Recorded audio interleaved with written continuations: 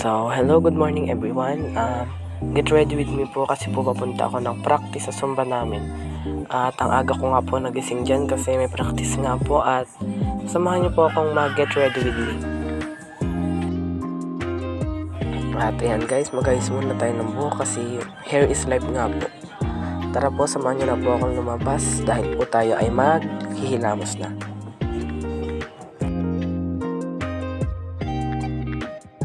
Ayan na nga po guys, at ako po ay naghihilamos na.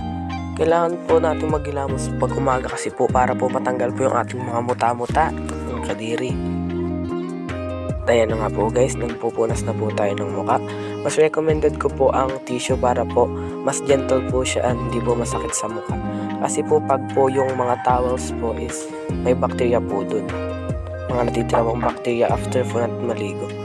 Ayan na nga po, ang fresh na po natin pagkatapos po magpunas At ito na nga po guys, bago po tayo maglinis, kailangan po natin magdamit. Transition. And ayan na po guys, mag-start na po tayo paglilinis ng ating kwarto kasi po mahalaga po yan para po hindi po tayo mapagalitan ng ating mga nanay-nanay. Ayan.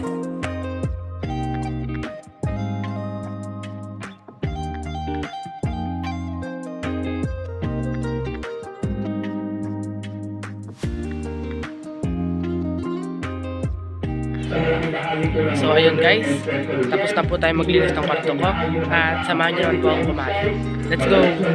Ayan na nga po, kakain na po ako at ang ulam ko po dyan ay isang ginangang isda.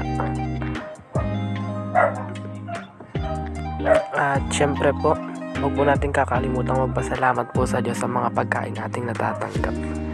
Papabilisin ko na po ang aking video kasi po liligo na din po ako, malilate na po.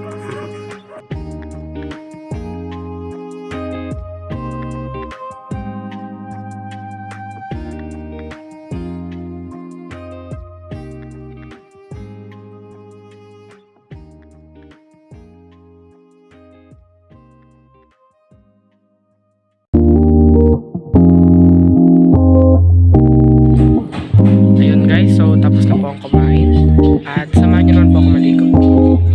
Hello everyone, tapos na po akong maligo at mag-i-base na po.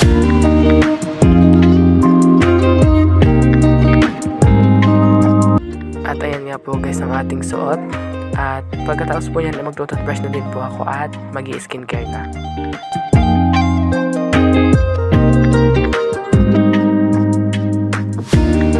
Hello guys, ngayon po ay mag-skincare na tayo. Ito po muna.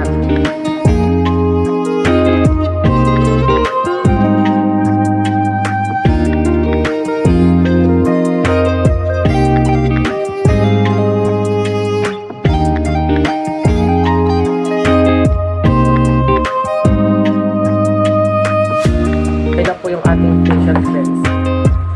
Ang next po natin ay sunscreen.